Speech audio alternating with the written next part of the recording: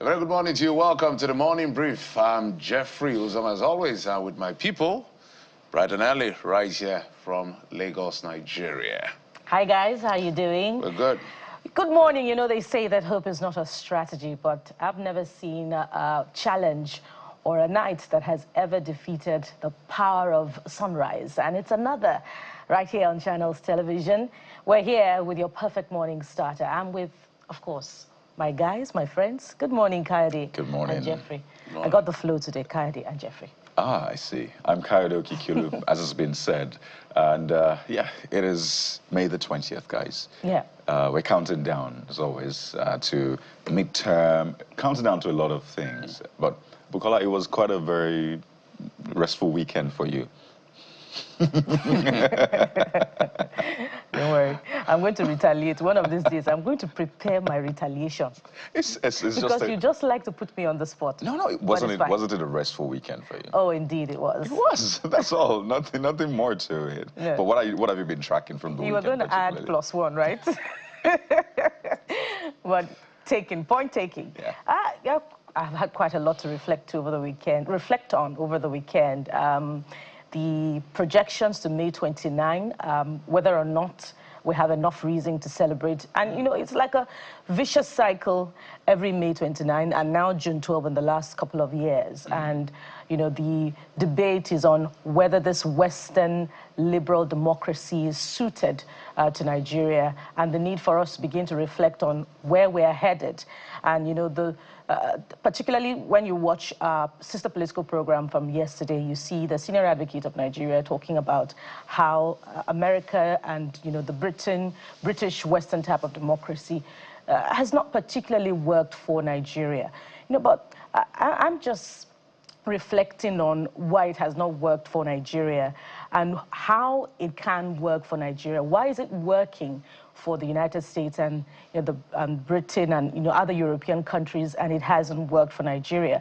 Let's not forget that, you know, it was during the regionalism, when we practice regionalism, that Nigeria is reported to be most prosperous.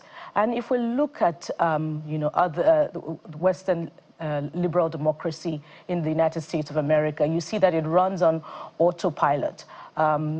In the U.S. Senate, for instance, there are about 53 Republican senators, 45 Democrat senators, and about 2 independent senators. There is the elite aspect of the U.S. democracy when you consider the electoral college system. There is a pluralist system of democracy in the U.S.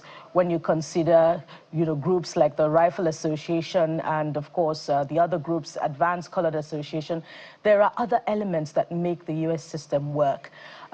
When you even look at the number of governors, there's almost an even spread in the United States. But what do we have in Nigeria? I think it has more to do with the kind of people that we are, you know, in this country that has not particularly made the Western type democracy work for us. For instance, when you consider the last administration, there was a lot of enthusiasm, you know, about the proposition to cut down the number of ministries to 19, you know, but it's as if when our leaders get into government, they suffer from amnesia. Right. But at the end of the day, how many ministers did we have? The ministries were not cut down after all. And now we're celebrating or bemoaning oversized ministry, number of ministers in this particular administration. And you hear stories about, you know, governors being intimidated to move into the ruling party, and there is no opposition. Those are the issues, Kayode and Jeffrey, and not particularly because, you know, the Western liberal democracy is not suited for Nigeria. I feel we begin from the basics. There's a valid argument as to system of government, but the complexity has to do with our heterogeneous society. We have 400 tribes or so, or ethnic nationalities, if you want, in that sense. So it makes it a bit complex. So what we do, we pick here and the other. But if we begin from the very little handling fruits. The US is heterogeneous also. No, nothing close to us, nothing near us. To an extent as well. No, it's nothing near us. How many languages is this? It's just their civilization is a bit different from ours. Ours is a form of civilization. But just come, for instance, I was born in River State. We have over 20-something languages. There is a place, I think, in Cross River where the men speak different from the women. So there are complexities. That's why they say culture will eat strategy for breakfast. So there are complexities in that sense. And it's a possibility to be able to define ours. When Trump went to the Gulf, he said that MBS has built modern miracle the Arabian way.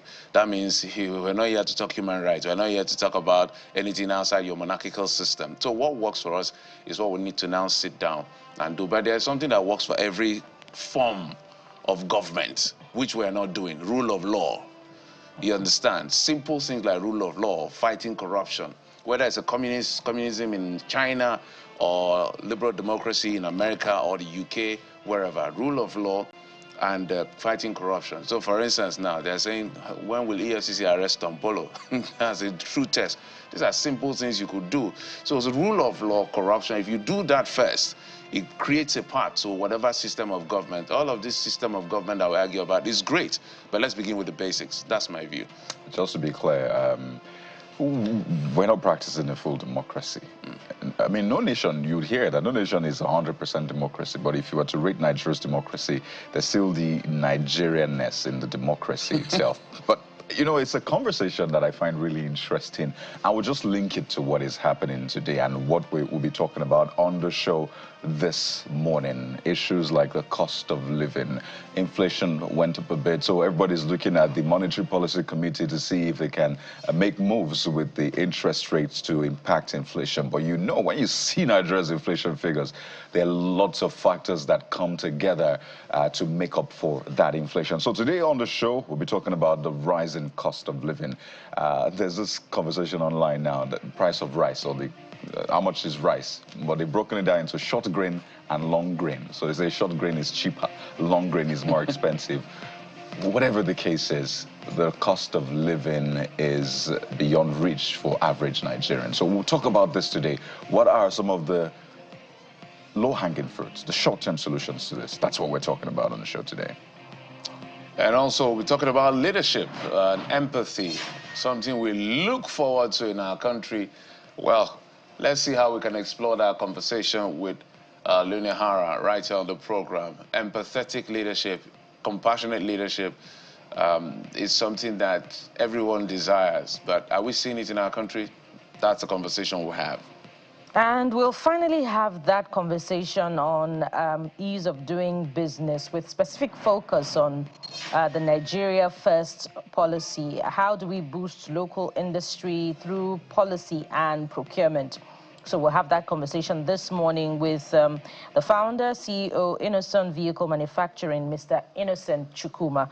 There's a lot to look forward to, so do join us on that particular one. And we have a Nigerian-Canadian nurse who's championing equity in healthcare. So it's always important to touch base with Nigerians doing great stuff across the world. Adigo Njela Choba Majali will be our guest, and she's sorting issues like healthcare, advocacy, leadership, anti-racism. How far so far, would ask her.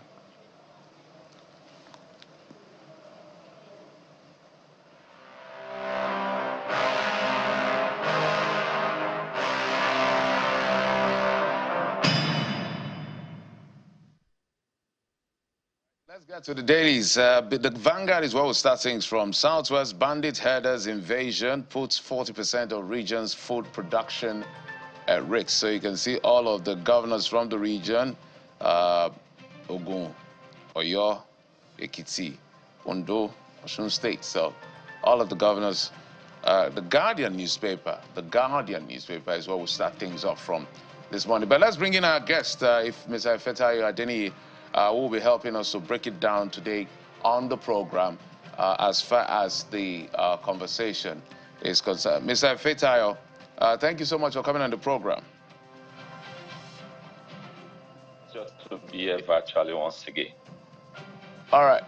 Thank you so much. So I would like you to speak to the headlines on the Guardian newspaper this morning that talks about the concern around insecurity in the southwest region of the country, where they are saying this is quite troubling. 40% is significant in any shape or form to affect production in terms of food production in the country?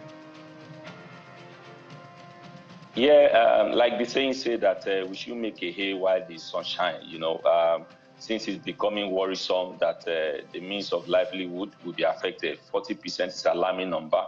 And I believe this is what the leader is all about. They should rise to the occasion and put the necessary things in place, machineries in place, enact the necessary laws that there shouldn't be a situation where a farmer will be helpless and they couldn't go to the farm to do their basic, and while some people will be parading themselves as Marinda or Katuriara or whatever name it is.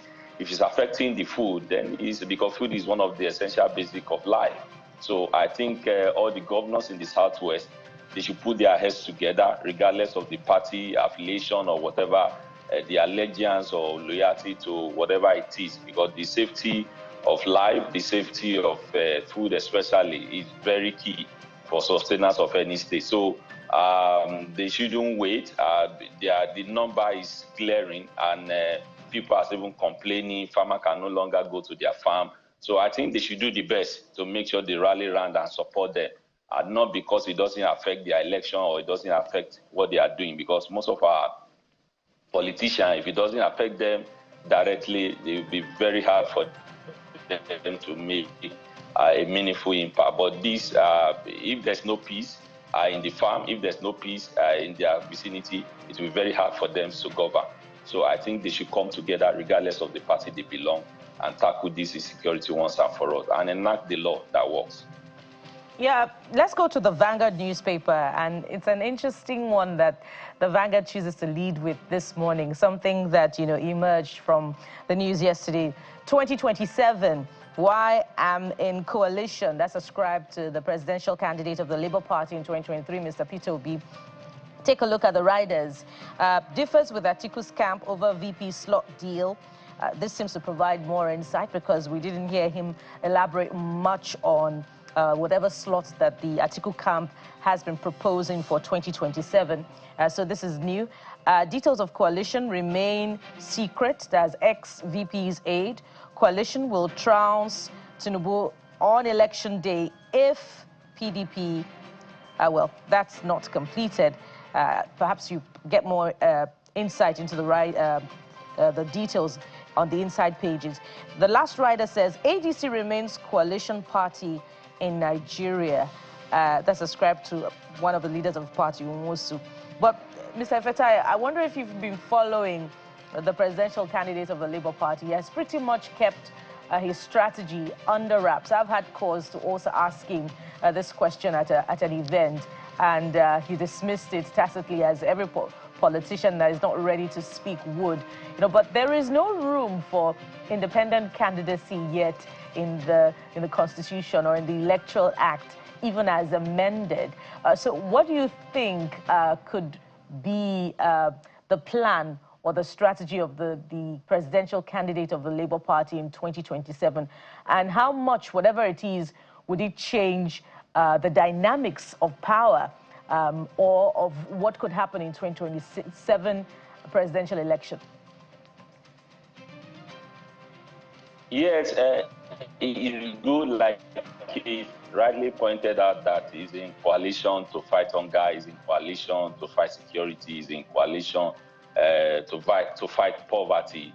It's not all about politics. If people of like minds can come together and say, this is the problem we think our nation is having, let's see how we can tackle it. And talking about 2027, the pact with the former vice president, whatever it is they are doing, if it's going to bring positive change to Nigeria, they came into the power by these coalitions, some new PDP, ANPP, APP, whatever it is, they all came together to say, we just have one purpose. Let's fight this government. Let's defeat them. If it is about good governance, if it's coalition about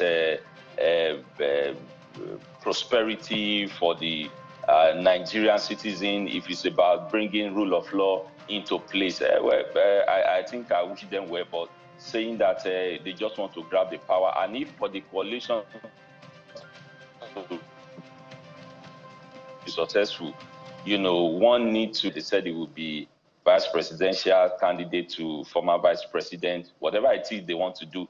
If it's all about for Nigeria, but it's just that most of us or most of the politicians is just their personal interest, not never about the people. But if what they are coming together, that these are the problems that we have, these are the things we need to do, and then they should ready to let go, because we heard some people, they said they will sign to be just to rule for one term and another person will come in.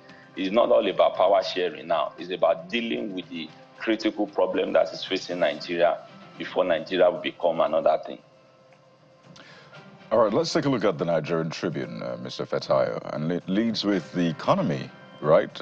You see President Tinubu's ministers rekindling hope in Nigeria's economy. That's how the Nigerian Tribune leads this morning. Says Edun Bagudu Tijani rekindle hope in Nigeria's economy. Capital market key to achieving 1 trillion naira economy. That's from the finance minister. Economic reforms on course, budget minister tells World Bank. Digital economy attracted $191 million FDI in Q1. That's from the minister. And you see the talk around the $2 billion fiber infrastructure rollout set for the fourth quarter, pages 6, 7. So from time to time, you see the ministers speaking highly of the economy, and that's what's expected, right? The posturing, it's what you say out there that determines whether or not you get the investments, the good press that would, of course, yield more attention. But speak to us about what I see at the top of the front page, and that's LG financial autonomy 1 year after Supreme Court judgment yet to be implemented. So there's a lot of talk around the economy and all of that, but when you trickle down to the governance and politics of it, we're still stuck at trying to implement the Supreme Court judgment on financial autonomy for local governments. This is very bad, and it's not looking good for us if the government that is closer to the grassroots, that is closer to the people at the grassroots rather, they don't have that autonomy. They don't, and even government, they are not obeying the Supreme Court judgment. It portends danger for subsequent judgment that may come up, whether it has to do with financial autonomy or election cases or whatever it is. But it's just what it is that I was listening to you in the studio before the program starts, when they said just the basic rule of law. When there's rule of law in place, every other system, whatever things you are designing, is going to work. But if just to make a section, the 30 years of government, to have their own autonomy to decide their fate, in your local government, it might be that infrastructure that is your problem. And while another local government, it might be agriculture, another local government, it might be water. But if you are deciding their fate for them, I don't think we are going to experience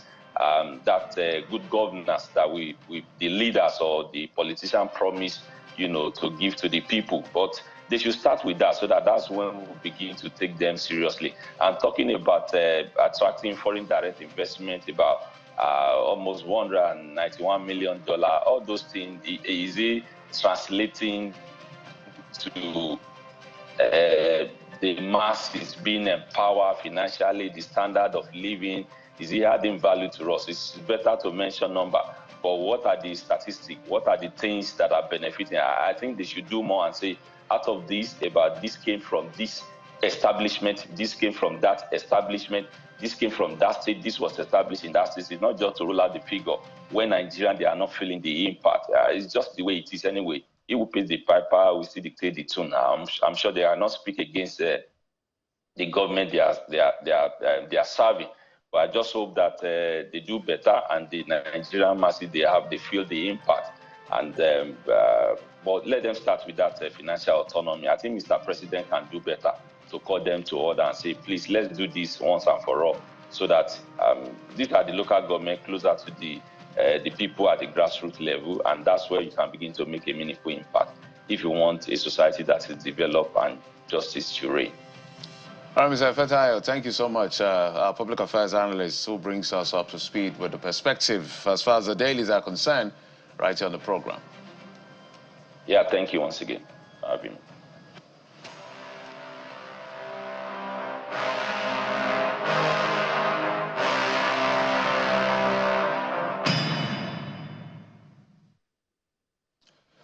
So let's get started with the front pages of the social media in that sense. And we're starting off with this EFCC's raid in Lagos on Monday, arresting over 1,000 suspected internet fraudsters, according to the EFCC's post, which was put on its X and, of course, sent cross-board. And there you see some of the things that were taken from that raid, from vehicles to gadgets.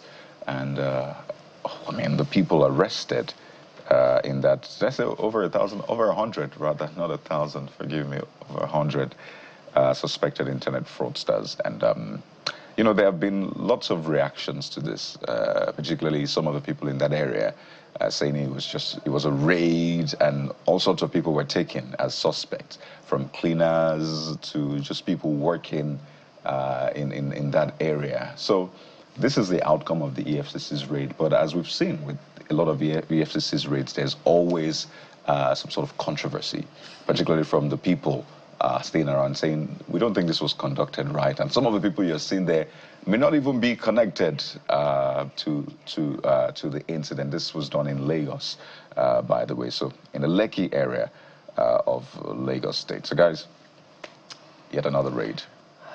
This is quite distressing because it speaks to the scale of it. This is just one out of many that the EFCC has conducted in recent times. I think in the last couple of months, we also recall the massive raid of Nigerians and some foreign nationals of Asian extraction, you know, said to be involved in, advanced fee fraud, or otherwise known as Yahoo here in Nigeria. So, well, some form of trial has begun to that extent, but it just shows that there just may be a thriving industry, however small a scale it is in Nigeria. Now, why Nigeria happens to be, you know, a center for this kind of crime to be thriving is a question that we should be answering. Why and how can't we deploy this expertise, you know, to something more productive? Because it speaks to a certain level of expertise. The EFCC is doing something in that regard, but apparently it has not yielded result. But this is very worrying. These are Nigerian youths that could have been productive in other areas. Absolutely. So let's move from there to other parts of the conversation. Let's talk about what played out in Ogun State, the Gateway Games, I think 2024, that's what it's called. Oh, yes. It's delayed now. It was beautiful to watch on Sunday to see how these guys were coming out in colors. I don't know, Ogun State and colors. I will give it to these my Ogun brothers and sisters. That's what is that event I want to attend this year? What's that called? I'm preparing myself. So, beautiful performance. Just to say, Jeffrey, to be fair, the colors you see is as a result of Nigeria coming together. All of the 36 states. I'm just saying that. So let's share the glory. The credit, right? They did it right. I think the camera angles, the enthusiasm, the excitement. I'm seeing one of my friends there already. And I didn't even see. And David was there, of course, the dancing senator, and the dancing governor was also there. So I understand Anambra State governor was there. So it was just beautiful to watch these guys come. This is one point where there's no conversation about APC, PDP, Labour, North, South, East, and West. Now, this is sports. So the vice president, I guess representing the president, was there to declare it open in company of his host, Dapo Abiodun, the governor of Ogun State. So it's just, if you haven't seen this, go online and watch it. It was beautiful to see. I love it. And it's Absolutely. a no-brainer. Yeah. If we're going to change things significantly, we should pay more attention to sports, guys. Yeah, Let us have a sports policy such that every local government will have a functioning and befitting football pitch.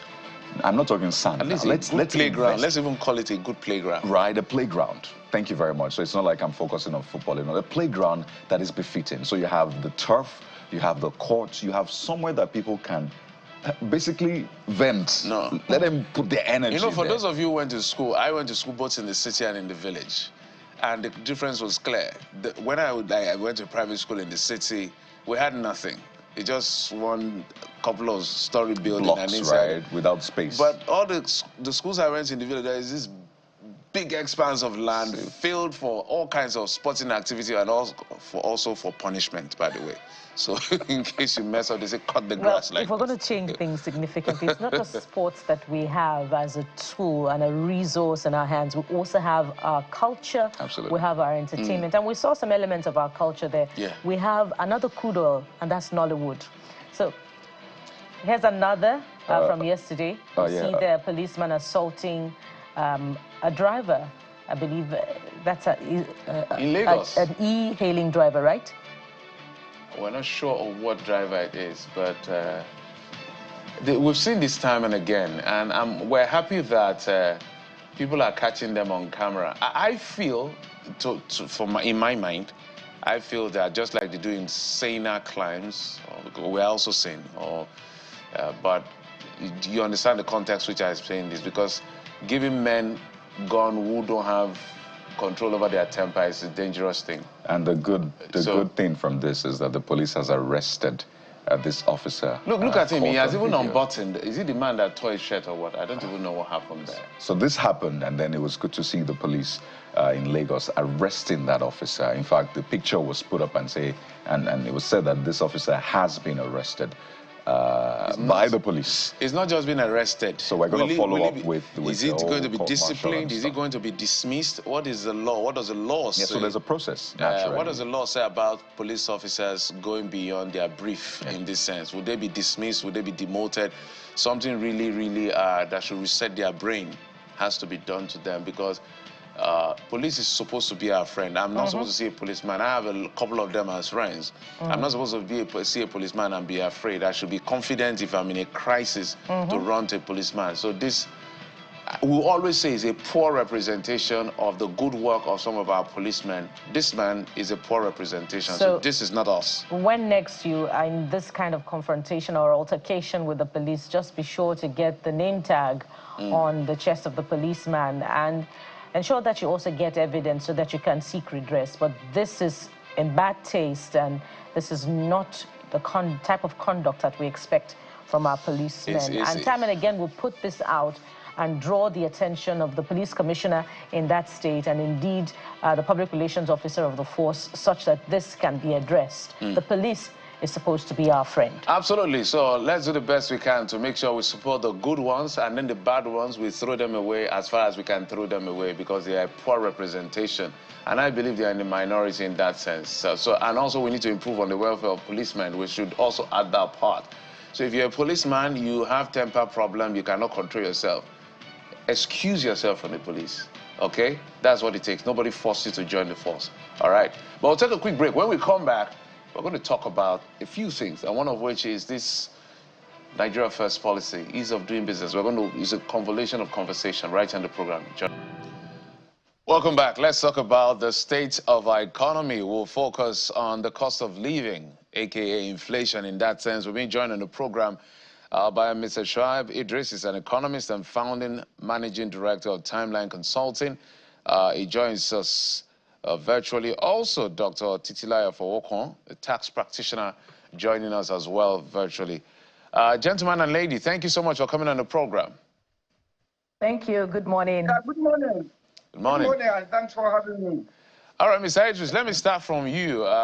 First question, the NPC is supposed to come out with their numbers today in that sense. So I just want to ask a quick one. Do you think they are going to hike or hold, or maybe look going dovish in that sense, marginally, to ease, the interest rate? So that's the first one. And then two, I would like you to speak on what you make of the latest inflation figures. So we have seen some level of oscillation. 25, it went to 24, it's back to 23, and all of that. So marginally speaking, we're seeing what looks like a bit of stability. Well, I use the word stability, some range in that sense. What does this mean for the average person in Nigeria? Well, in general, there is an adage that goes with good news is almost always a good news, no matter how, minute the good news may be conveying. We've had a series of if you like, months, if not almost 2 years, that inflation has been increasing and increasing at slightly even a faster rate, and the economy has been somewhat shrinking, largely because of some of the policies that has been initiated by the President Bola Ahmed Tinubu administration. And then, in the last 3-4 months, we witnessed 2 months of a receding inflationary, trend over the period. Then all of a sudden, inflation then went up again. Now, this month, we have a situation where, the numbers are giving us slightly an encouraging, kind of direction. Inflation appears to be receding, at least in the last 1 month. But then you ask yourself, when you interrogate the figures, food inflation, general inflation, you juxtapose the two, statistics, you realize that the reduction in inflation as espoused by the National Bureau of Statistics is occasioned by a slow in the increase in prices of food items, which meant food inflation went down, and by implication, it drags the general inflation figures slightly down. Then you go a step further to interrogate why did food inflation went down. In the last 3-4 months, the government took a position by allowing the importation of certain food items like grains, soybeans, sorghum, maize, and other food inflation items,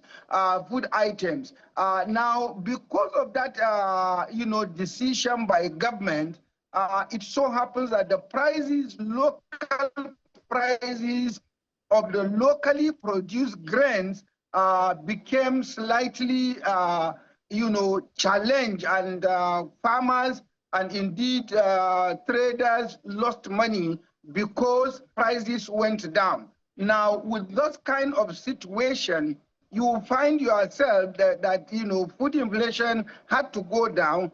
But yes, it's good news that general inflation had to go down because food inflation went down.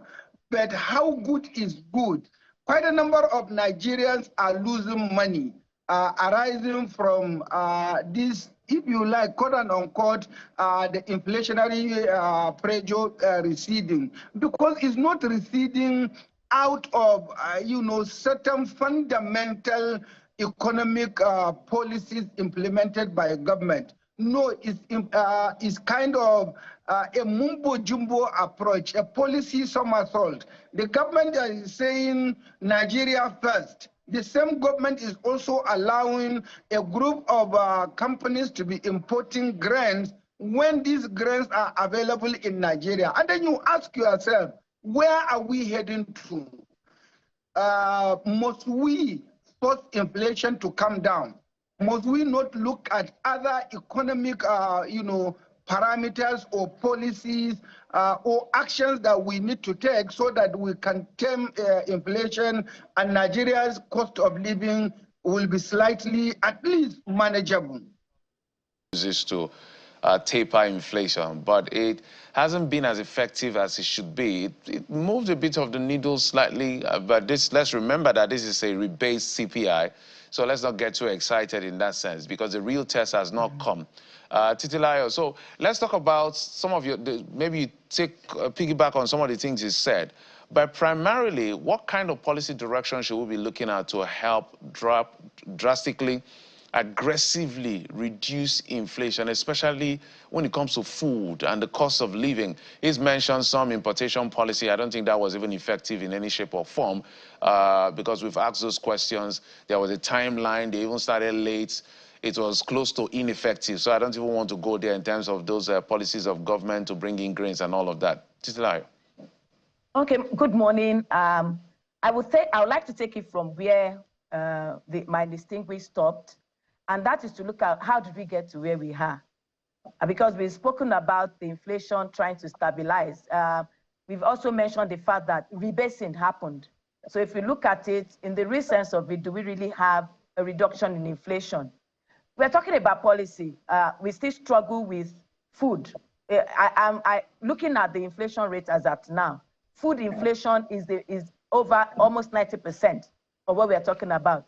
And if you also look at the basic needs of man, if you take away food, shelter, clothing, you've actually met the major ones. So if we're still having this, then government should be looking at how do we make sure that we can raise our food production within the country. Importation may not be the solution, because remember that importation still has to do with the exchange rate, and we're still struggling with stabilizing the naira. So if you're now talking about importing, now with the price of what we import be the same as the price of what we are able to produce locally, is definitely not going to be the same. So as far as I'm concerned, when we're talking about policy, we should be looking about how do we make sure that there is sufficiency of food. I want to say that part of the good news is that we are having some stability around insecurity. The issues we are having in some of the states in the country is easing down. And if we can be able to get the farmers back to the farm, let's even, when we talk of grains, why should we import grains? When we have a tropical environment where these grains can grow and at a lower cost to us. Importation will put pressure on the exchange rate. It will not give us the best of what we expect to have. So I think government should be looking at area of agricultural subsidies so that we can encourage those who are farming to be able to farm more. And there should also be how to get those produce to the market. Because when we are able to put lower pressure on food, then we can actually meet the need of the ordinary man. Once there is hunger, there will be a lot of things that will follow it. Government should be looking at how do we get the food to be surplus, and how do we get the food to the people that needs to use this food. Once we are able to bring that, because looking at it, food inflation is about 21% as of April, out of 23-point-something% of the all index inflation rates. So if we are able to deal with the area of food, then we'll be able to do a lot in terms of bringing down the inflation rate. We know what happened in terms of the fuel cost. We know what happened in terms of transportation. By the time we add the impact of all this into it, we want to just thank God that these things are stabilizing. With respect to fuel prices, it's somewhat stable, but it could be better. So when we get some of these indices that determines how the inflation rate, when we are able to get them under control, then we will be able to bring down things. There's quite a lot of issues around the standard of living of people. The more you have the increase in prices, the less what you can get with the money you have. And this is the crux of the matter. So I want to believe that government will be looking into how do we make sure that the naira is stabilized. Government will be looking into how do we make sure that the agricultural produce is locally generated, is not something locally produced, rather than we importing and putting more strain on the naira through the foreign exchange. All right, let's look at it from the external influences and what could happen in the near future now. We know that crude oil prices are lowering, unprecedented, in an unprecedented manner. And lower crude oil prices mean lower revenue for the government. But what does this mean for inflation in the long term? Okay, when we talk about lower crude oil prices, which means lower revenue for the government, the impact will still be on production. And this means on the long term, we need to look at how things are going. Now, if we are able to bring down cost of production, then that means we are able to also make sure that people are able to afford it. And this will make the inflation rate to go lower. So government would have to look at and I would also want to say that we are moving away from reliance on oil, and that's diversification. This is another area which I believe will help us to be able to stabilize in terms of the inflation rate. So crude oil prices go down, fine. We are able to get, we should be able to get refined petroleum products at a cheaper rate, and that brings down other costs. And when we are able to have other costs coming down, it means that the cost of production comes down. it means that we expect also, on the long run, the prices of things to come down, and that reduces the pressure. Now, that will also have some effect on cost of borrowing, which all dovetails into what determines the prices at which we buy things in the market. And that is where the impact.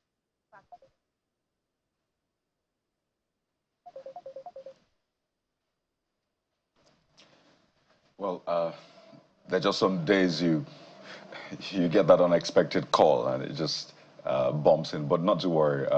That will be sorted out, and we'll reconnect with our guests on the program. Dr. Fowokon was speaking to Bukala's question around the drop in the price of crude in the international market and its effect on Nigeria's budget. I know there had been questions around whether that was sustainable or not. So let's just naturally take this to Mr. Shaibu Idris. Same question regarding Nigeria's major money maker, that's crude oil, and what is happening to it right now. You see some of the Gulf nations thinking post-oil, right? They're already thinking about a world where there is no oil, or where oil is no more as valuable as it used to be. So they're making investments in other climes. But Nigeria finds itself in a situation where it needs to think short-term first before it begins to think even long-term in that sense, because there's a pressing challenge of poverty, hunger, rising cost of living. So which is the most prudent way for Nigeria to manage the short-term problems and also still keep its eyes on the fast-changing global trends? I think, my brother, the country and indeed the government has never been in short of information and pieces of advice as to what is the best way to manage this economy. The Nigerian Economic Summit Group, Corporate Nigeria, the World Bank, the IMF, and quite a number of other well-meaning Nigerians have given this government and indeed successive administration ways and means of managing the economy for the betterment of average Nigerian. Number one, we're talking of diversification. My dear sister has alluded to the fact that we are supposed to be working towards diversifying the Nigerian economy so that we don't just continue to be monolithic in terms of our, foreign exchange earnings. Imagine where we are today. The budget of this year has been benchmarked at $75 per barrel, of crude oil. Where is the price today? That is a big and serious issue for us as Nigerians, because what might happen is there will be lower dollar supply to the economy. With lower dollars, it will mean devaluation. With devaluation, it will mean increase in prices. Now, have we been able to successfully work towards diversification of this economy? For more than 30 years, more than 40 years, we've been talking about diversification, but there has not been much of action beyond the rhetoric. Number two, cost of governance. Yeah, look at the Steve Orosanya report. How old has that report been? How many, agencies of government do we have when Orosanya was having that report? And yet, this government came in. President Tinubu said, I will implement Orosanya report. What did we see? Instead of about 600, 700 parastatal of government, Tinubu has expanded the parastatal to almost 1,200. Are we implementing Orosanya report, or is it talk, and talk is cheap without action?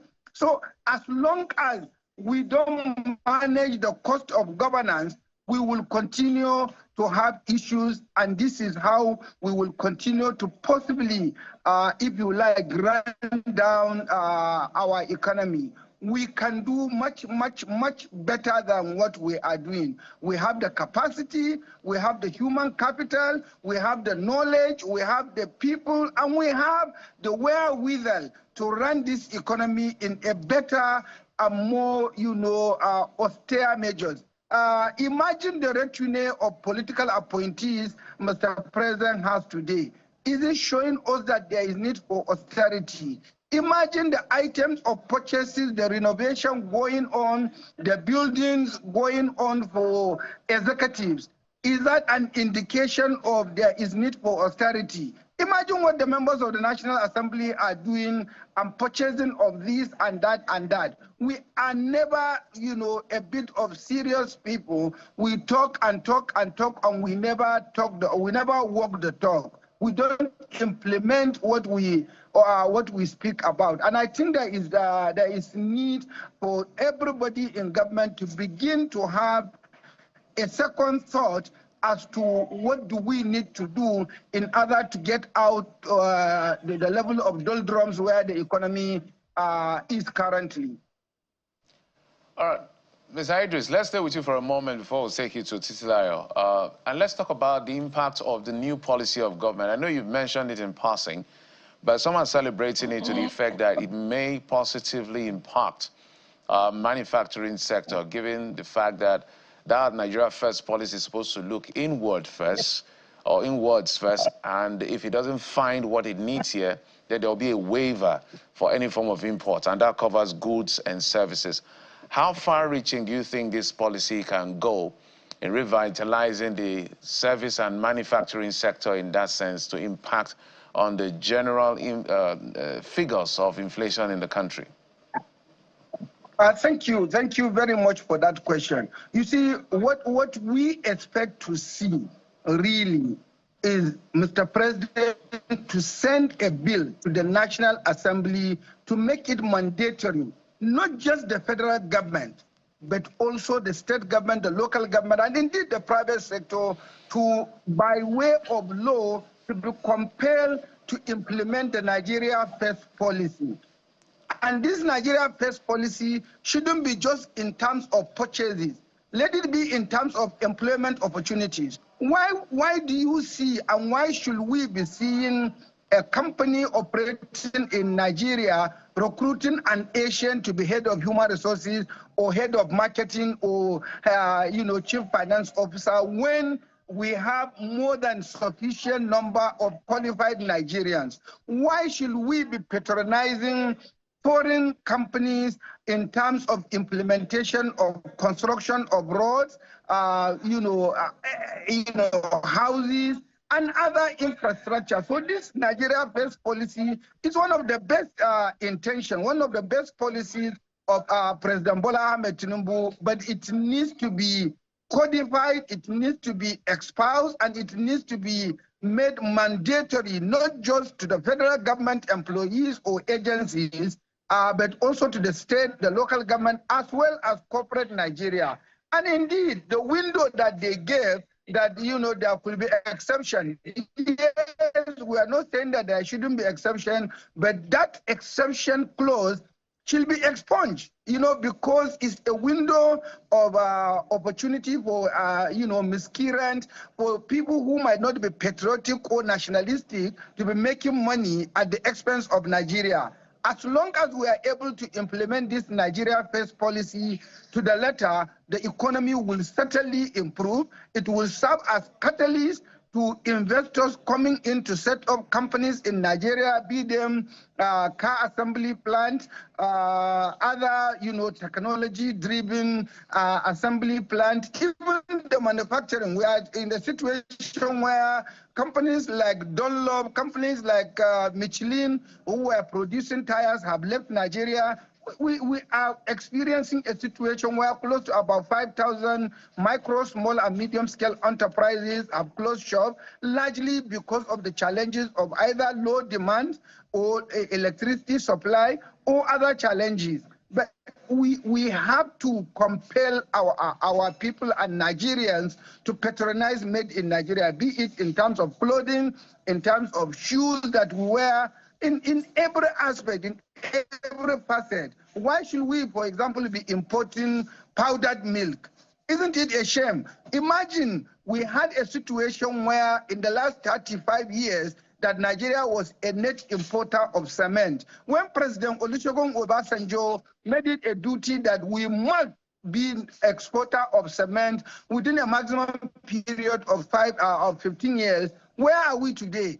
Because of doggedness of the implementation of that policy, today Nigeria is a net exporter of cement. Why should we be importing wheat, for example? Why should we be importing sugar? when we are a country that has this much of almost 1 million square kilometer of land mass, 80% of it arable land, and yet we cannot even feed ourselves, and we are importing grains and other products or produce. I think it is only fair that we have a government that will doggedly follow our policies of Nigeria first, so that we can be self-sufficient in not just food production, but in several other items.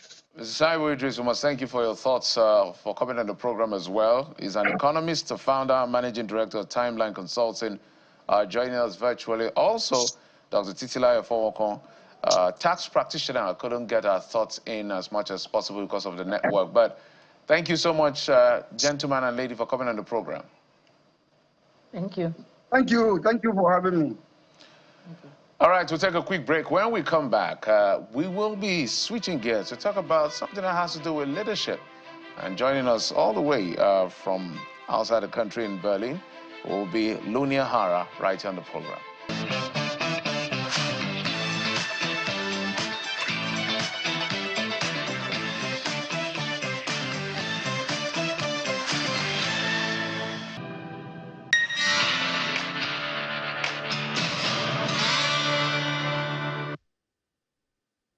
Well, everything rises and falls on leadership. So how far so far have we gone when it comes to leadership with empathy across board now? Well, yes, particularly at the top, but we can trickle this down. We have joining us on the program Lunia Hara, who is an author, speaker, and executive coach. She joins us from Berlin, Germany. Lunia, you're welcome to the program. Thank you very much. I'm really happy for you to having me and for the invitation. Thank you very much. We're talking about this because we had a conversation yesterday, and you know, somehow we're talking about security or insecurity, and it just led to value for human lives, right? And it just was a moment of epiphany yet again that, you know, maybe if we had better value for human lives, then a lot of decisions leadership makes will be much more empathic. It will be, you know, much more human-centered, right? So first, speak to us about what you've seen across board when it comes to leadership, maybe in Africa, in other parts of the world. Do we really have leaders with empathy? One, is it that they have the empathy, but they don't know how to show it? You know what they say sometimes about African parents? They want to say, I love you, but they say, have you eaten? That's the way to say, I love you, right? So what have you found out about leadership across board when it comes to empathy now? Yeah. Okay, let me jump in on an example, because your colleague Bukola previously stated that leaders suffer amnesia. And I would like to bring in a different view. I don't think that they lack amnesia, because we're talking about adults, educated people that had a kind of strategy to get into a position to lead our countries. And then suddenly they should have amnesia, although they managed next to their main job to even have businesses. I don't think they don't have amnesia unless we're talking about selective amnesia. I would say that they have lack of empathy and lack of compassion, and that's why they fail to take care of certain things. And yes, unfortunately, we have that problem in Africa as well, and I believe that is one of the reasons, not the only one, but one of the reasons why we are not progressing as we should, because of lack of empathy and compassion in leadership. You just stated talking about love, which makes me, maybe it would be good for me to explain what is actually empathy and compassion, because we talk about compassion actually without knowing what does it really means. We are all born with empathy, and there are studies that can prove that even babies, they have empathy and they practice empathy. For example, when one baby cries and you see the other baby crying, it's not that they're joining because of the noise, but they're actually joining in because of mirroring each other. So humans mirror each other in their emotions. For example, if you get sad, that might make me sad as well. This is what film producers use. When you see someone crying on TV, you might start crying as well, or you might get sad. It's because it's human to mirror each other in our emotion. So empathy is actually just feeling the emotions of the other person, recognizing the suffering. But compassion is something that goes beyond recognizing the suffering or feeling of the other person. Compassion is recognizing that another person is suffering and creating a wish to either prevent that suffering, or if I can't prevent it, to at least decrease that suffering. So if I'm talking about empathetic leadership, I'm actually trying to convince people to go into the empathy and take the bridge from empathy to compassion. So as an empathetic leader, it's easy to recognize empathetic leaders, because we always discuss very complex about what is good leadership, bad leadership, whatsoever. But if you practice empathetic leadership, you can always recognize them easily, because you can ask, what did this leader do to prevent suffering of their people? And what did this leader do to decrease suffering of their people? And this is something which you can practice in companies, but also on leaders in politics, for example. All right, so let's even expand it further when it comes to calls for empathic or empathetic, if you will, leadership and what the people expect. Because, like my colleague had said, the value for life is very low on the continent, sadly so. It's not something we're very proud of. It's something we're looking forward to ensuring it changes. And some of these things are not by legislation. It has to be a cultural thing. The people were very, very empathetic. But when people get into a leadership position, we see a different kettle of fish entirely. So if you were to advise the citizens on how to demand some kind of leadership that will be sensitive to their needs and to their pain and to their anxieties, they call it the apocalypse, whether it's poverty, whether it's war and all of that, how should they navigate that path in choosing empathetic leaders? Because we have an electoral system across the continent that gives us room to employ the elected officials to serve the men, depending on what the constitution of that country says. What should they be looking at in electing people to know that this particular individual will have my interest at heart? Yeah, I think one thing that I always advise is to recognize distraction, because leaders often do a lot of practice a lot of distraction and focus on the main sufferings that you as a person or as a nation have.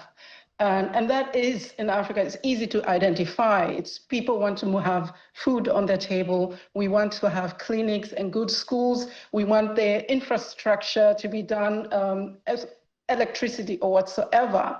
So I always say, focus on the main sufferings first, because if the main sufferings are not solved, we don't have to address other problems which are there and also important to be solved. So I always say, what is the suffering? You can always ask the leader, what do you do? What is your plan to prevent our suffering? And then if you want to go into details, what are you going to do to build more schools so that we have more food on the table, that we have more clinics? And I think we always tend to discuss so much about things that at the end of the day don't bring more food on the table of the people, and you can always question yourself. Actually, when you support a leader, ask yourself, what have this person actually do in their past, in their previous positions, to prevent suffering? And from there you can see, okay,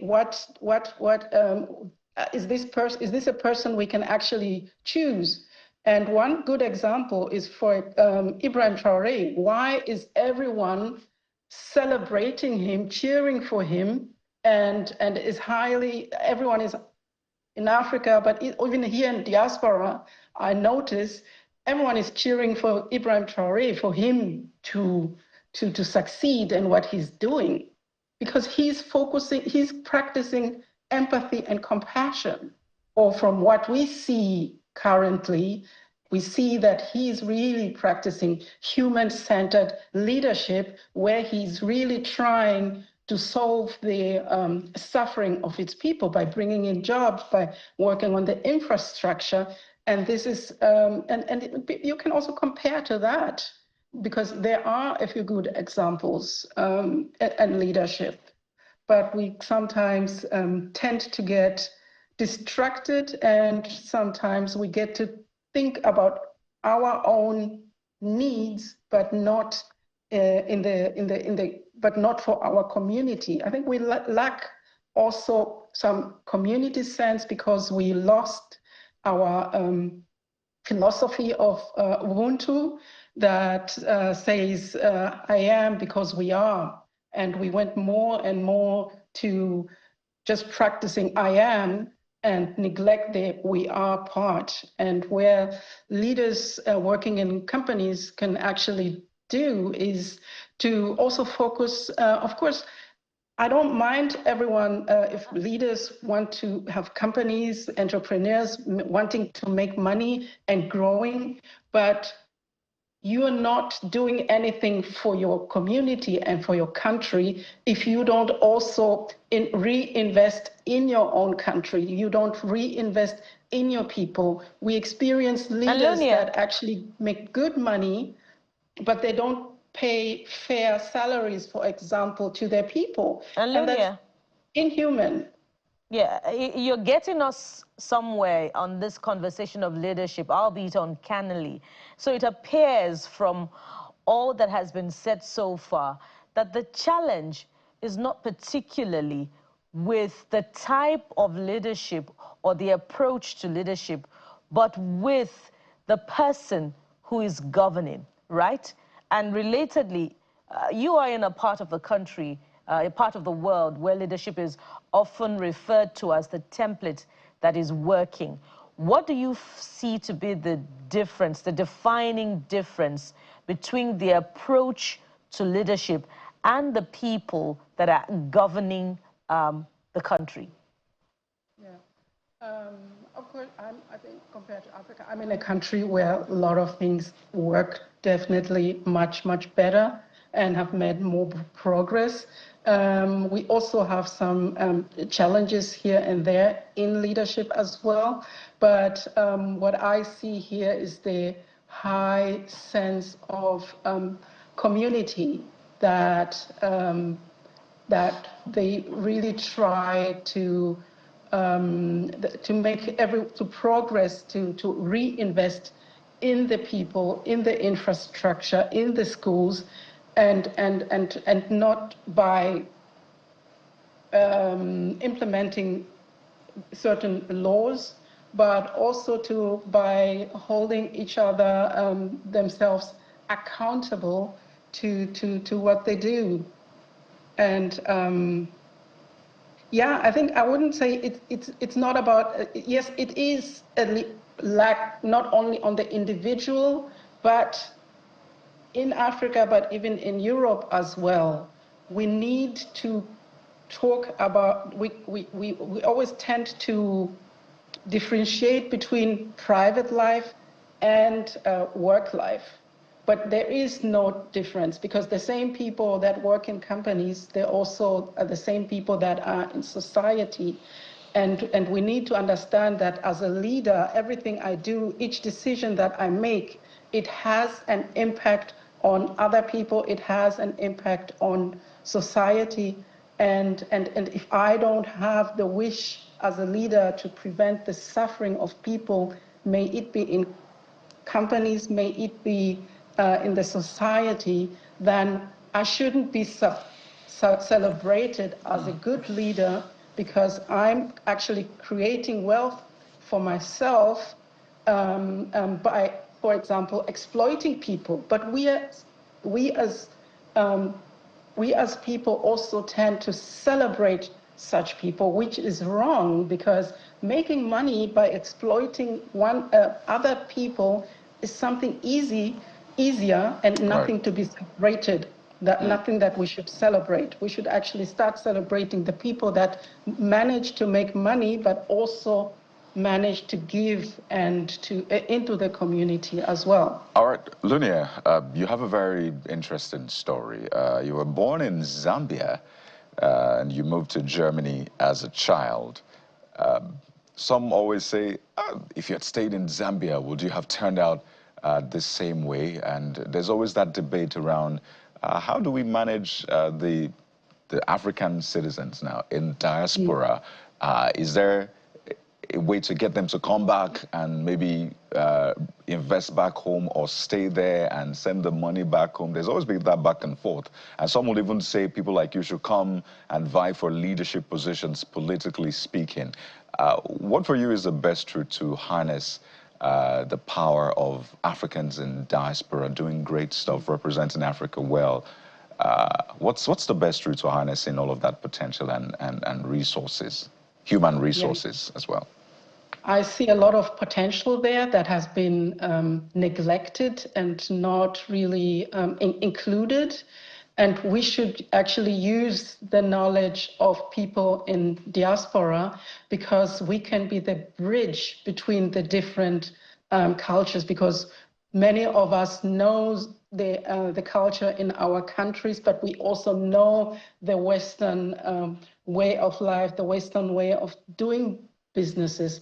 And what I see, which I think causes also a lot of problems, is if you're in Africa and you watch TV and media from Europe or US and social media, I see a lot of people picking up things, but without knowing the details. Right. And I can already sense a few things which people in Africa are still celebrating, but I notice here they're already on reverse. But since the people in Africa, they're not on the ground, they don't see it. So you might be maybe pushing for something, and when you reach that, you will notice, oh, those in the West are already reversing because they've noticed there's something wrong. And this is where people in the diaspora can actually support to translate and to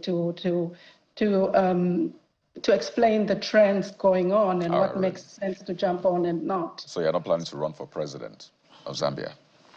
Oh, I don't. That's a good one. Well, it's up to the people of Zambia if they want me to run. I will definitely run, because I think even in Zambia we need good leadership. There you go. Never say never. We have to thank you so much, particularly for staying all through, joining early. We've been speaking with Lunia Hara, author, speaker, executive coach, as a potential presidential candidate of Zambia. She's speaking with us from Berlin, Germany. Thank you for the great work, and wish you the very best. Yeah, thank you very much for having me. Well, there you have it. Africans doing great things across the world. It's really great to see. We'll take a quick break now. When we return, we'll talk Nigeria first. Stay with us.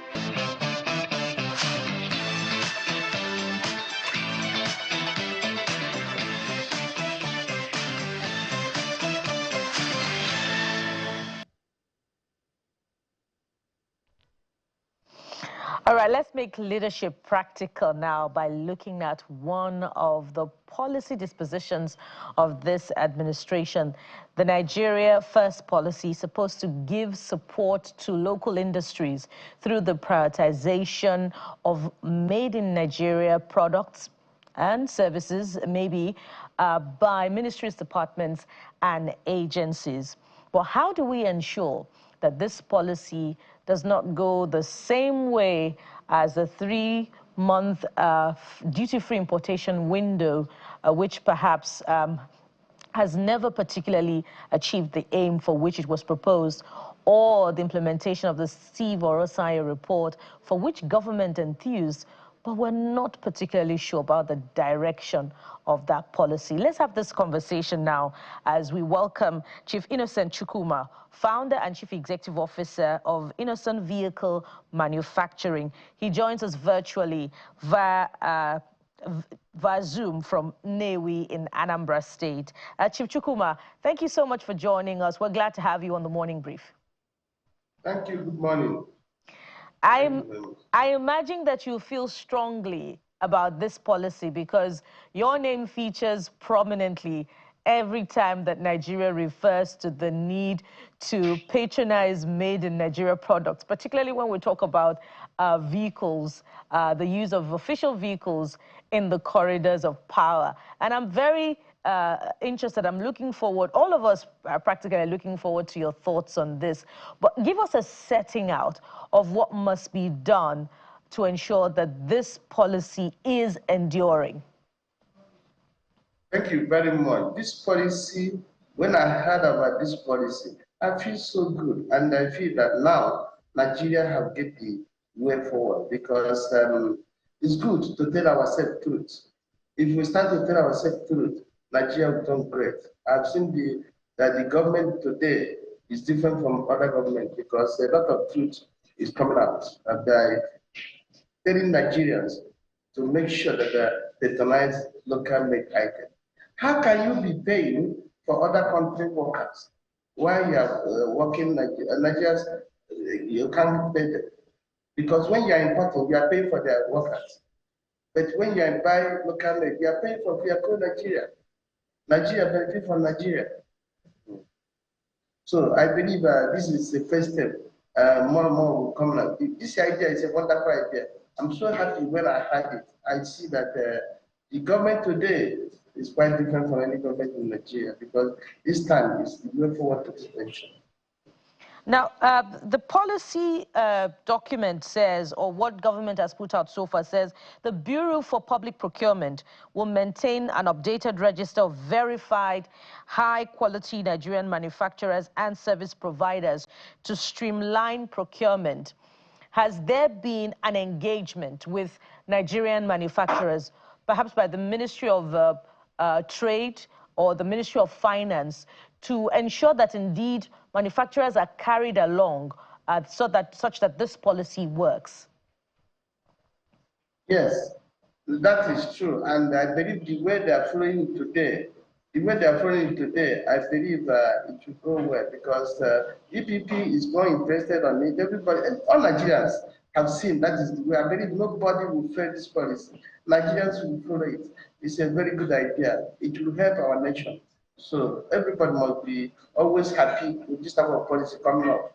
And I believe more will still come up because it better will serve our country. Everybody will try hard to serve our country. All right, Chief, I do not know how many auto manufacturers, literally auto manufacturers in Nigeria, like yourself, get a lot of free adverts because as soon as we say Nigeria first, just like my colleague has said, your name pops up, Nord pops up, a couple of other names pops up. So we are hoping that this policy is not just for talks and just one of those fancy things government do. We want to see it implemented. So first question, have you been contacted? Are you doing anything to reach government as far as this policy is concerned? Well, I have been doing what I'm supposed to do on this one, and when I get this announcement, and as far as Nigeria is concerned, we are the first to be a local manufacturer in Nigeria. If any other person wants to, they will start to continue to, because more people, the business will be good for everybody. I believe that as of today, we are local manufacturers, and we manufacture local. We are not assemblers. We are manufacturing. That's why we are innocent vehicle manufacturing. Then some people sometimes not understand by manufacturing. As far as you are doing the carcass of your vehicle, 60% of the products. Carcass contains 60% of that product. I produce carcass. then I can get other things to put on it. That's very good. So when I produce crackers, I produce 60% of it. All right, Chief. So let's talk about, I'm asking these questions, this particular one deliberately to assess your readiness for what perhaps is coming. We just saw Donald Trump visit the Gulf and he struck some deals. One of the deals he struck is for the airlines, where Qatar made a record order of 210 airplanes to the tune of about almost $100 billion. So first, what's the size of your company in terms of personnel? And how many vehicles can you roll out in a year? Yes. Because that's important in terms of capacity to supply. Yes. My factory has 60,000 capacity in a year. It depends on demand. We open according to demand, but our limit is 60,000 capacity, which we haven't reached up to 20% of our capacity. So, because I make the foundation big, so that it can accommodate any. Motor manufacturing is something that when you have demand, you employ more people. You get more people. If you don't have demand, you employ one person can do 3 things.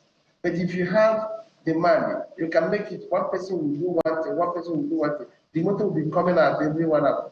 But if you don't have order, you can keep one motor, produce it for 5 days. But if you have order, you employ more people, the motor will be coming out in 1 hour. One vehicle will come out. That is the way of motor manufacturing. So according to demand, according to employment input. As of today, my motor factory has 1,800 workers under it. But I have other factories. Total workers I have in Nigeria is 7,000, about 7,500 to 7,003 workers. It's under me, all my factories. I have 5 factories working in Nigeria. I'm a full manufacturer. So everything I'm doing, I'm talking about manufacturing. So, like motor factory now, I have 2 motor factories working perfect. Yes, because immediately I have started to build a new factory for CNG vehicles before the announcement, because I have seen it as the way forward. I built, which I believe in a short time it will be commissioned. So with this opportunity now, I believe the factory will support Nigeria. Right. So if I get you correctly, you're saying that as at the moment, you're not selling up to 20,000 of your vehicles per year. Maybe give us a figure, because you said no. You're doing less than 20%. So 20% of 60 is about 12. Do I get you correctly? 12,000 vehicles. How much you sell per year? Yes, my factory capacity is 60,000 a year. That's the foundation. Yeah. So according to our demand, I will increase it. So as of now, I'm doing about 20% of my capacity. So with this policy coming up, I'm sure the capacity will go up more, because the foundation is there already. The most important thing is to get demand from Nigeria. And sometimes I get some expert I do. Okay, so I wanted to get a figure of what you sell per year currently, what the demand is like, before we get to the people demanding for it. What is maybe let's talk about 2024. What was the demand? How many vehicles did you sell to Nigerians? Okay, my factory have lasted about 17 years today in Nigeria. Okay, Innoson have been doing 17 years. The first year I started, I sold about 600 units. The second year, I come up with 1,950 units. So I'm going up every day. So as of this year, I said this year I'm about 5,700 of the origin this year. So before the year runs out, I'm sure I will go up more. All right. So I see the picture of you and President Tinubu just right beside you, and I imagine that speaks to a relationship. Right. People have said time and again that charity begins at home.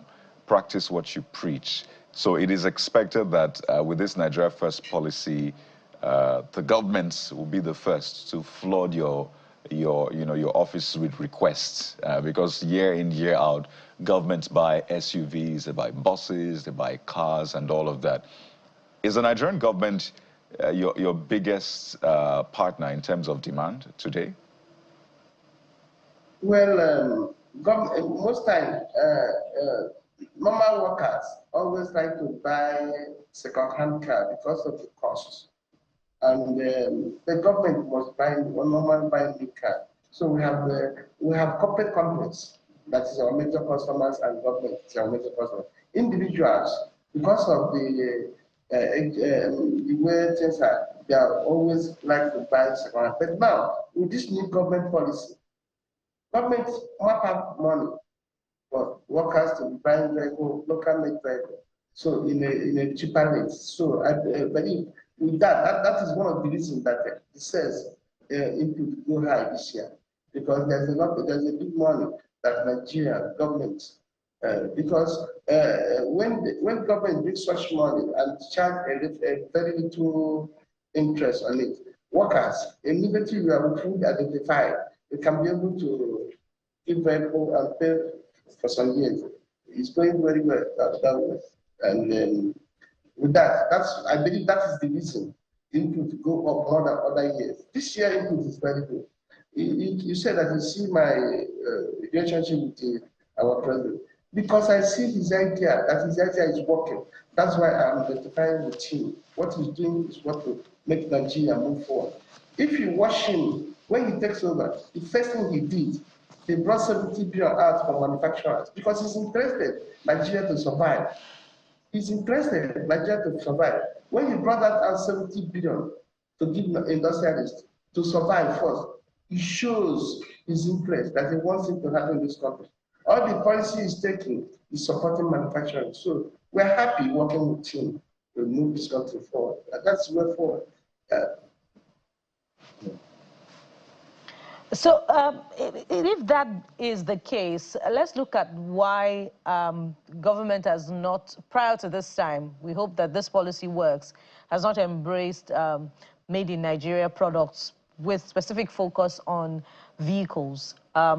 We recall the conversation over the purchase of new vehicles, for which I think 37 billion was released in the 2024 budget. The vehicles that were released, that were purchased, were, of course, the popular brand from outside the country. The president, whom you say you have a relationship with and support his policy because you are confident in his vision for the country, does not use a made-in-Nigeria vehicle. So talk to us about what you believe to be those beliefs, or as the case may be, the opposing disposition towards made-in-Nigeria vehicles by those who are in authority. Yes, anybody that supports anything made in Nigeria are supporting this nation. And it is good for everybody to go to that angle, to support local made. No matter vehicle or anything made in Nigeria is way forward. Now, if you support made in Nigeria, we save our economy. Now, you see now, everybody's complaining about fuel prices that is affecting the sense of money. But today, fuel is coming down and CNG is coming up. In the way of CNG today, I believe that people who doesn't use their motor to go for work will go back and bring their motor, because CNG is going to clash the price of fuel. Because CNG price is very cheap, and the government is doing all his effort to make sure by end of this year, every state will have CNG in their domain. So everybody, made in Nigeria is way forward for everybody. Mr. Chikuma, I understand that you're trying to be diplomatic, but you're not particularly answering my question. I'm asking why your brand is not first choice for government officials, either from the National Assembly or the executive. We don't see them using any Innoson brand. That's good. My brand is Innoson brand. I'm not forcing everybody to use Innoson brand, but I'm telling you that anybody who use Innoson brand or anything made in Nigeria, that the person is supporting Nigeria. Not everybody is supporting Nigeria. Some people is selfish. Some people want it to happen well, so that common man can be able to benefit. But some people is still interested in made in England, in made anywhere in the world. But I'm just saying that supporting made in Nigeria is way forward for our nation. All right, Chief, the reason why we're asking that question is because we do business in Naira, primarily not in dollars in Nigeria. Because when you do that, you're casting a vote of no confidence on your own currency, which is why people shout against dollarization of the economy. So until we see the president, the vice president, senators, and members of the executive, like ministers, by now we should be expecting someone like the Minister of Trade and Investment and all of those people who are supposed to provide a template for the driving of that sector to be using either your vehicle or vehicles produced by other Nigerian auto manufacturers. Until we see that, we're not going to take this seriously. Policy documents are policy documents. It's not in short supply, but it's a bright idea. It's a brilliant one. It's a revolutionary one. Nobody can deny that. But we want to see it in practical terms. But let's talk about something else. And I want you to speak broadly as far as this is concerned. The issue of skilling. I looked at the data, and I can see that if Nigeria decides to start purchasing vehicles from auto manufacturers in the country, there's going to be a lot of supply problem. Right now, it's less than about 10%, given the numbers that are coming into the country. What can be done to aggressively drive skilling in that sector to have as many hubs of manufacturing of vehicles as possible? Because right now, no Nigerian manufacturer, even if they put all of you together, you cannot meet that demand. Thank you. What you are saying, if you look at what you are saying, immediately Nigerian policy on local manufacturing is good. More people will set up the industry. But when they see that we that being the manufacturers are suffering so much to survive, it's difficult for somebody to invest again. But with this policy now, more people will invest. More people, even some people have been calling me from anywhere in the world, calling me that they want to come and partner with me to move this opportunity. So like that, even some people would like to set up new factory, which is good. I'm not saying that you allow me to be doing that. I want more people to join. Motor manufacturing is the industry of industry. It has so many components. Some people will go and start the component and be doing. Nigeria will take the hub in Africa. Africa is big. If Nigeria take hub of motor manufacturing in Africa, it will help our nation. So everything we are doing now is to make it. Now, we are not only doing for our personal. We are doing to support our nation so that our nation will be great. And that is the main thing, not only to make money. Only if it is only to make money, there's a amount somebody will have, you go home, you will not work again. But what we are doing today is to make sure that our country is suitable for everything that is good. So right. We want more people. We want more people to set up more factories so that everybody, if you have many factories that bring you to here, I believe even the engine factory will be here. Even so many items factory will be here. Nigeria will move. So, Chief, the reason I'm asking is very futuristic at the end of the day. So right now, I know your company is an LLC, maybe a limited liability company, and we're talking about skilling. Are you planning, given this revolutionary idea, to think of getting to the stock market and being quoted to be a public liability so that you can build that capacity that we're looking for? I am 97% in the door of the going for public. We are 97% door. Now we're in 97% done. You know, it's not something you just walk in and do. There's a process. Our process now, we are in 97%. That's great to hear. But yeah. I think that so in a short time, you will hear that the Innoson vehicle is under stock. That's great to hear. I imagine a lot of people who want to put their money in it. But you can make the point you want to make quickly. Even some motor factories overseas are interested to come and join me because they have seen the way we are great. And Nigerians want to come and invest money. So, and I'm just looking at to know who to choose to make it great. So all of them is on my doorstep now. So I make it because I have worked for it. So I have to choose what I want. All right. So on a final note, we've seen how the automobile industry in other climes work. In the U.S., for example, if you have manufacturers from Japan maybe coming in, they'll say, well, no problem, but we have to rebrand that vehicle and ensure that it is working for our local vehicle manufacturers in America. So a Japanese brand will be bearing an American car brand name in that sense, because the industry in America also needs to thrive. And I'm talking about 40, 50 years ago, that was a policy. So maybe we can have the Nigerian government have all these brands from outside the country, whether Japan, China, want to come in. Well, yes, we don't mind you coming in, but you have to be localized. Let's have Innoson, for example, manage your production line or your manufacturing line and have it as Innoson or a Nigerian brand. But what I want to ask you is the big question on the minds of Nigerians, which is usually the price. What is the cheapest car you have in Innoson? How affordable is it? Yeah.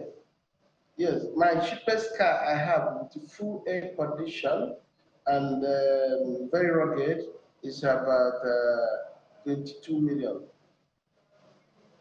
That's the cheapest one. We didn't get that, sir. And with 22 million naira is the what? It's the price of the cheapest car we have, and it's very rugged. And I give guarantee of 4 years on that very car because it's too strong. Are there financing options? Are there financing options? Maybe people can. It has all the options. If you want to pay slowly, I can allow you. As far as you have a guarantee backing you, then if you have the work, your office where you're working, guarantee you, I'll give you pay slowly. All right, that in itself, you know, elicits another round of conversation, but we must anchor at this point. And thank you very much for your time and contributions on this one. We've been talking with Chief Innoson Chukwuma, the founder, CEO, Innoson Vehicle Manufacturing, who has joined us on this one virtually from Nnewi in Anambra State. You have our best wishes, sir, particularly with this Nigeria First policy. Thank you very much. Thank you. And so from here, we move on to another interesting conversation. So stay with us. We'll be right back.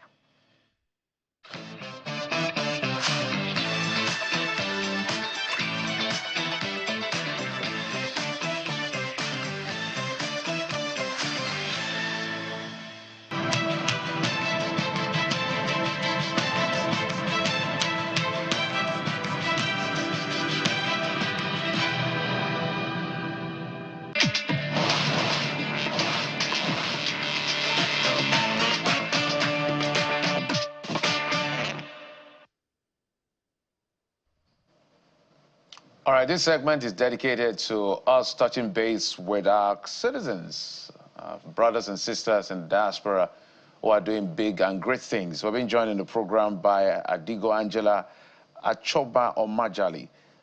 She's a clinical practice educator at MHSU, co-chair, Canadian Nurses Association, and Anti-Racism Action Council. Joining us virtually. Thank you so much for coming on the program, and thanks for staying up. You're welcome. Thanks for having me. I'm not sure what the time is, so but I know it's quite early. You have to sacrifice a bit of sleep to be able to chat with us. But let's begin from what you're really passionate about: the advocacy for equity in healthcare. What did you see? Let's begin with this story, if you will.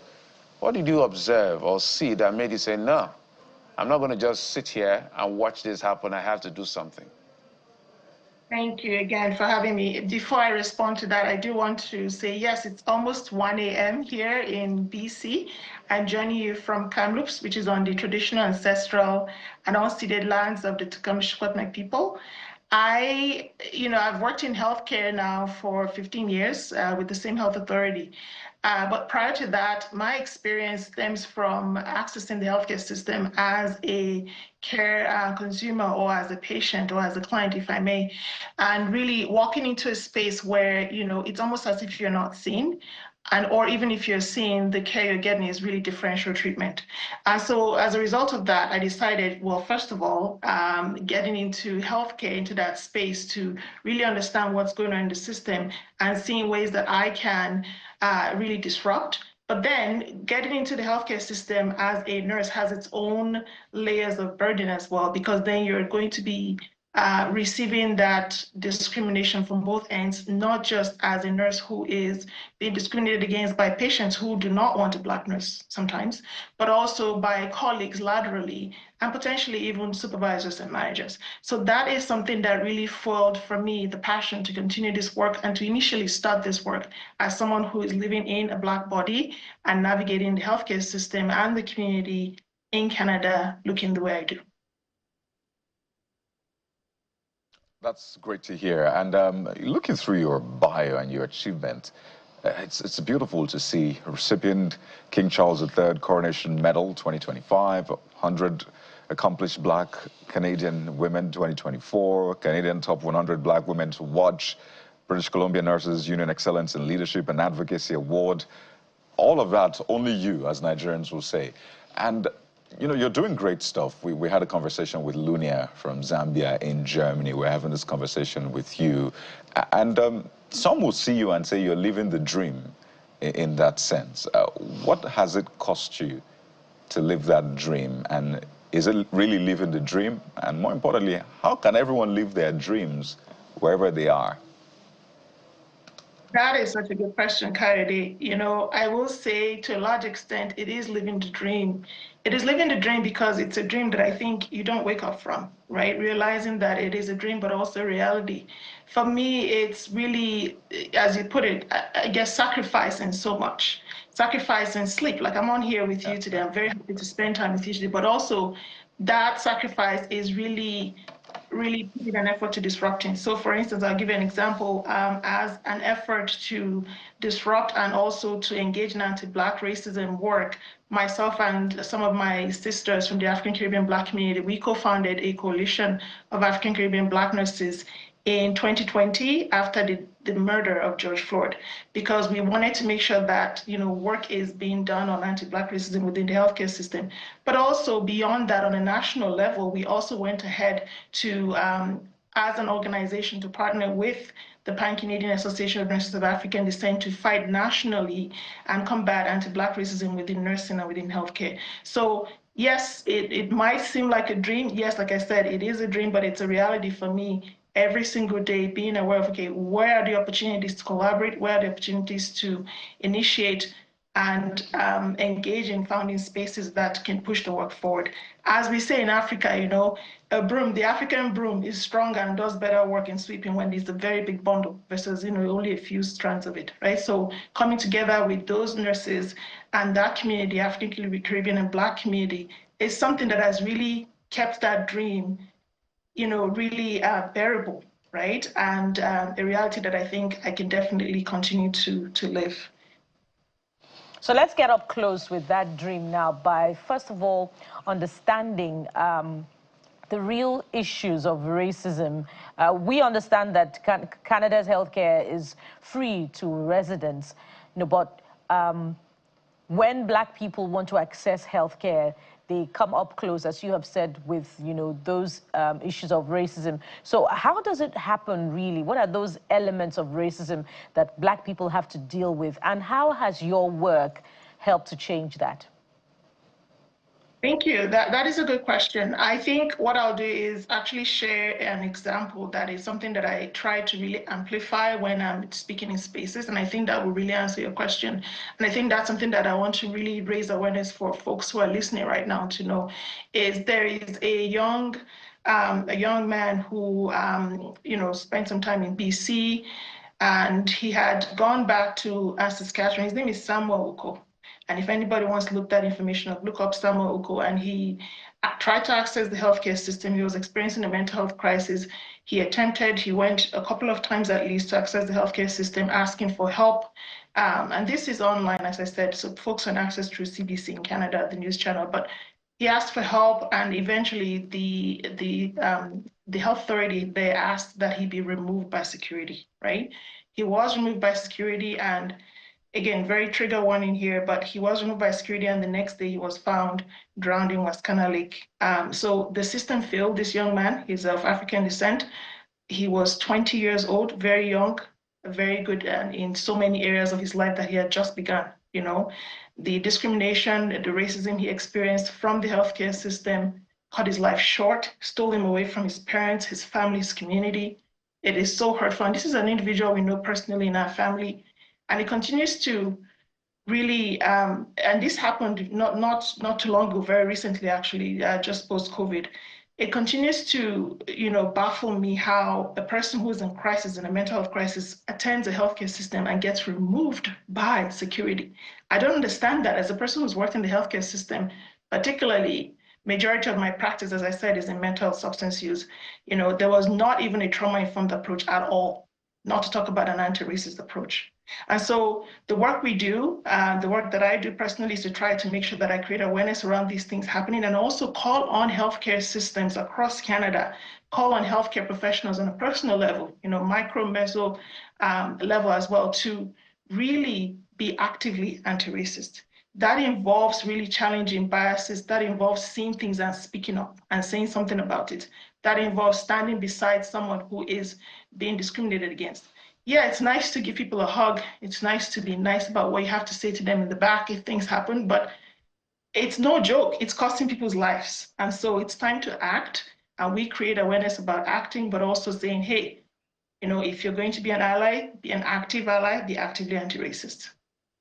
So how is that coming in terms of percentage, this advocacy, the buy-in, the scale of buy-in in that sense?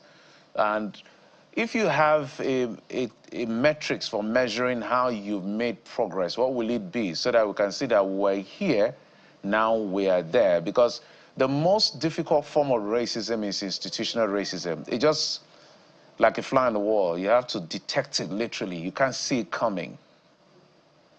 No, that is a fair question. I think when it comes to anti-racism work, I always say to people, less is more.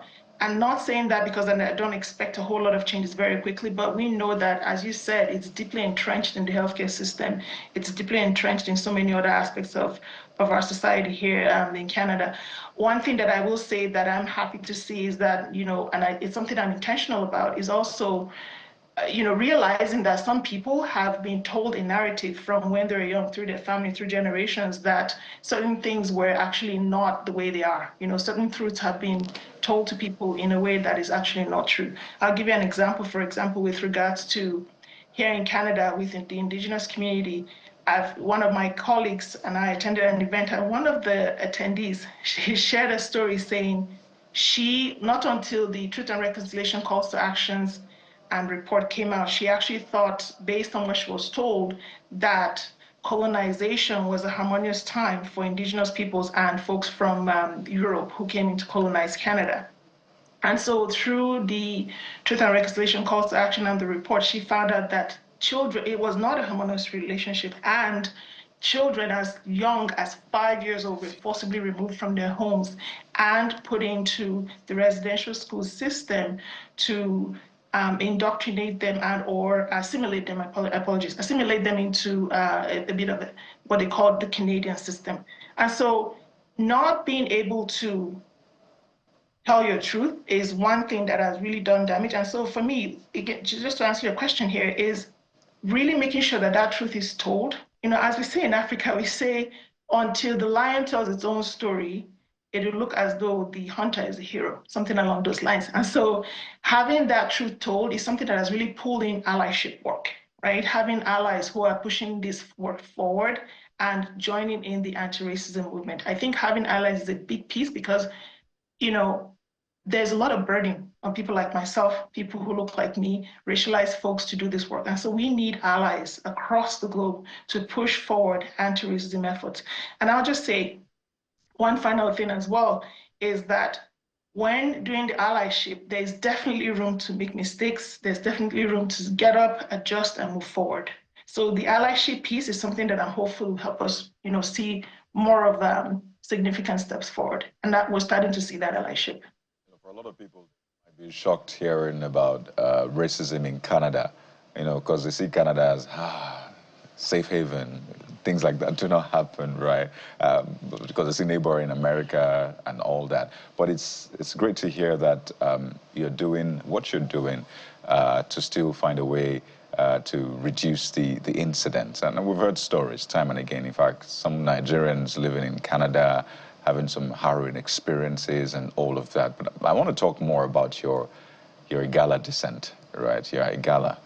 And that's a very powerful, bloodline that you have in that sense. How does that also provide a safe space for you?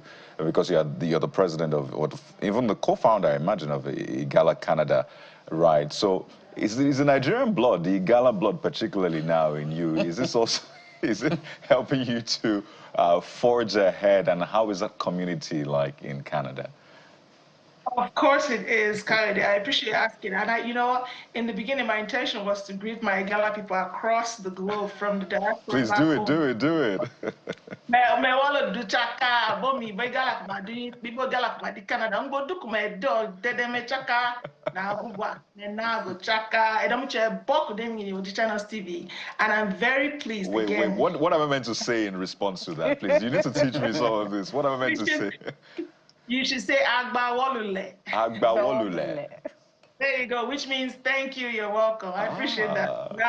Now you're on the right path. I appreciate that. Okay, so honestly, I think the Igala blood is strong. It's something that makes every fiber in my being, it makes me, right. And so being an Igala woman, I'll share very quickly. My mother, Mary Achoba, is from Ida. And my father, Isaac Achoba, is from Ibaji, which makes me an indigenous of Ibaji, particularly Chalajode. And so, again, very proudly walking into any space that I go into as an Igala woman and person.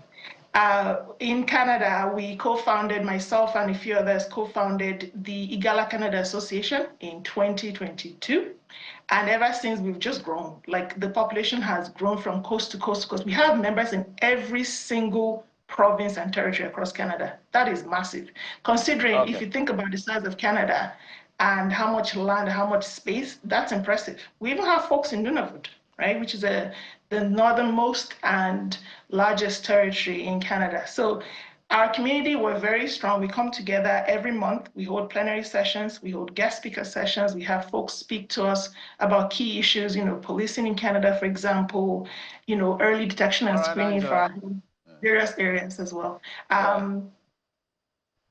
Yes, my apologies. I would have allowed you to keep talking, but I know we put you in that zone of an Igala queen or princess in that sense, and you wanted to keep going. But we're totally out of time. Thank you so much, Adigo Angela Achoba Omajali. So warm regards as well to your Igbira brothers and sisters, as well as your Okun people.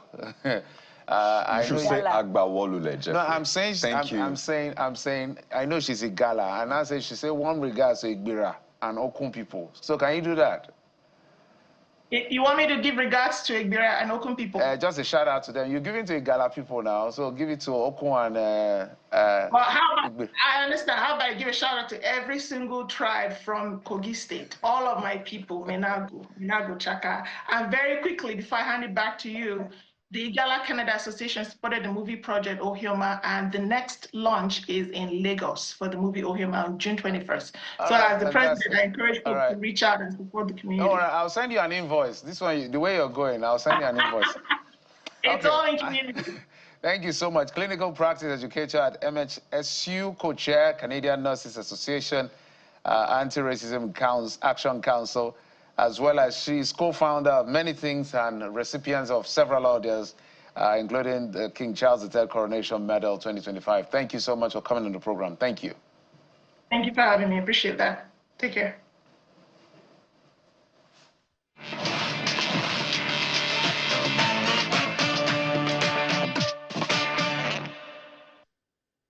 Okay, I need to stop her because if I allow her to continue, she'll go all the way. So shout out to all the people from Kogi, Kogi State, whether you're Igbira or Okun or Igala. Shout out to all of you. Thank you for your time and company. I'm Jeffrey Uzama. Yeah, good to wrap up with a strong sense of identity. So we say Agba Wolule to all Nigerians. We'll be back tomorrow. I am Bukola Koka. I'm Kayode Kikili. Remember, the diversity can actually be our strength. Sunrise Daily is next. Stay with us. I'm Kayode Kikili.